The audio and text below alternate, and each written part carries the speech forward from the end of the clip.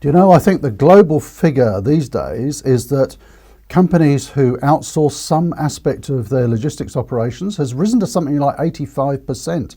Then why is it so many of those outsourcing relationships end up in divorce? And the last time I looked, it was about 43%. That's going to be the topic for this week.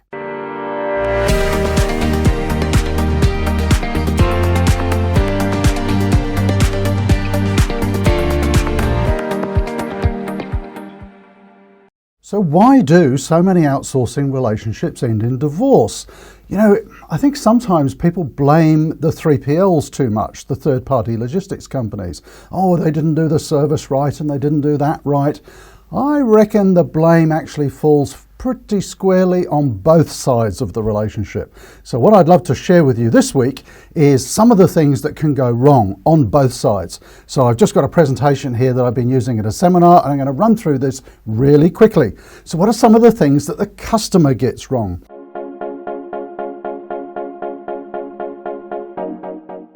Well, first of all, they need to make sure they have clear outsourcing objectives.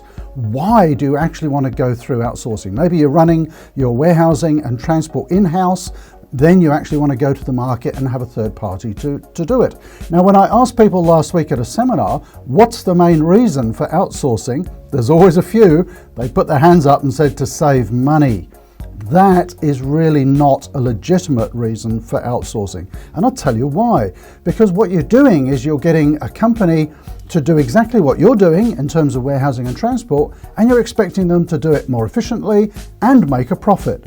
That's not so easy.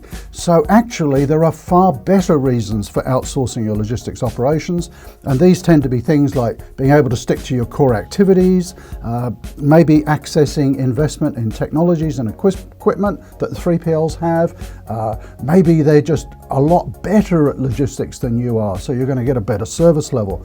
But if you're aiming for cost reduction, that doesn't really happen very often, maybe in 5 to 10% of cases. Your logistics would have to be really bad for you to be able to save money purely through outsourcing. So that's number one mistake from the client. Number two, be clear about what you're outsourcing. By that I mean, if for example you've got a delivery operation and there are cash collections and there are returns, be very clear about all the different aspects that you're going to be outsourcing and make that really clear in your request for tender as well. Number three, approach suitable suppliers. Now, I often see clients going to the market and they might have an open tender, or they might be asking 20 different companies to respond to an RFT. I have a bit of an issue with that, because the key fault in doing that is that you're really not looking like an informed buyer. You need to be selecting companies, and let's talk about warehousing mainly.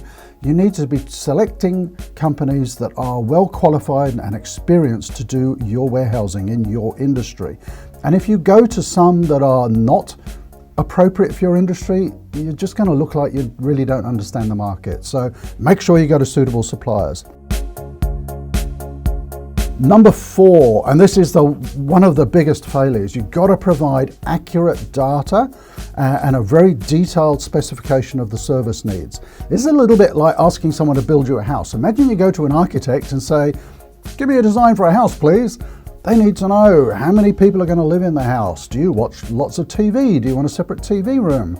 Do you want a bathroom for every bedroom? You've got to give them all that kind of detail. Otherwise, they don't know how to design the house for you. And it's just the same with outsourcing contracts. You need to specify exactly every little function that you want them to do and the service level to which you want them to do it. And don't leave stuff out. I've seen people think, oh, you know, we get returns, but maybe we don't have to tell them about that. You do. You have to tell them about every little aspect of the operation, because if you don't, you know what's going to happen. It'll come back to bite you, and they'll be coming back saying, hey, we need more money because you didn't tell us that we had to do this activity or that activity. So very detailed data. Next, number five. Make sure that you structure the RFT, the request for tender, in a very logical way. And when we're doing this for our consulting clients, what we do is we structure the RFT and the evaluation matrix exactly the same way. So it's logically laid out and it's very easy to evaluate. Then we come on to evaluation, number 6, and this is where some people can make a few mistakes. What I like to do is to engage senior members of the business right across different functions. And if they've got this simple evaluation matrix to work through, it's not too hard for them, because I want to get feedback from IT and HR and finance and operations, because they're all going to see different elements of the request for tender and they're all going to have different priorities in their head. I think the most I've ever had involved was about 12, but certainly 4 or 5 executives from the client organisation should be evaluating the RFT. And in case you're wondering, when we're helping clients, no, we don't evaluate the RFTs, the clients do that. It's their operation, they need to work with that partner. All we're doing is helping them through the process. Next one, implementation planning, number 7. This is where things can really go wrong. So you need detailed implementation planning with the 3PL implementation manager. And I always want to see that implementation manager before we make the final selection. So when they're presenting their solutions and when we're going on site visits, I want to meet that project manager and see what experience they've got and do we have confidence in them. And then number 8, manage the contract in line with the KPIs that you've got in your RFT. And yes, you should be putting them in the RFT. This is exactly the service that we want. This is the service level, and these are the KPIs that we're going to measure you against. So there we go, 8 things that the client very often gets wrong, which can lead to a logistics outsourcing relationship ending in divorce. What about the other side, the 3PLs? Well, funnily enough, I've got 8 of those too. First of all, very eager 3PLs and maybe the smaller, newer ones can sometimes pitch for business that's not appropriate for them. So you know that old adage, not all business is good business? It's the same for 3PLs. So, you know, maybe a 3PL that's very experienced in carting steel products shouldn't really be bidding on a healthcare project. Next one, ensure your requirements match your capabilities. So there we go, the same thing.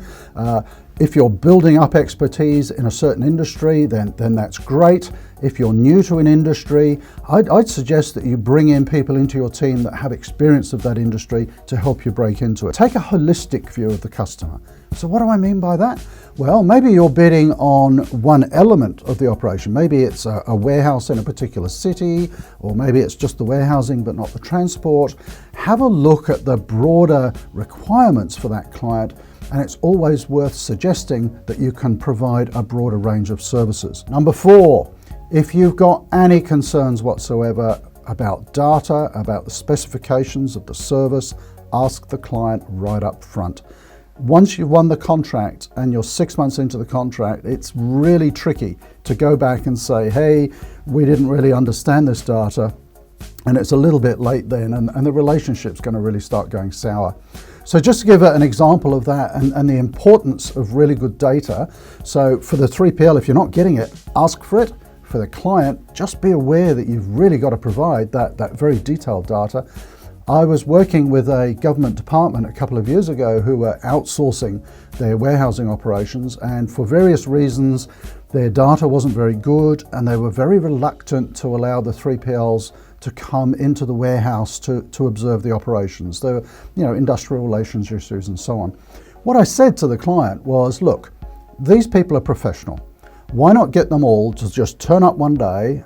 We only need half an hour and literally just walk them through the warehouse, starting at receipting, walk them through. They don't need to talk to any staff, through to dispatch and so on. Now, if you understand logistics operations, you would know the value of that to the 3PLs, because they were walking through and they could see, oh yeah, look, there's small picking operations here and they're using carton load storage, and oh look, there are full pallets going out.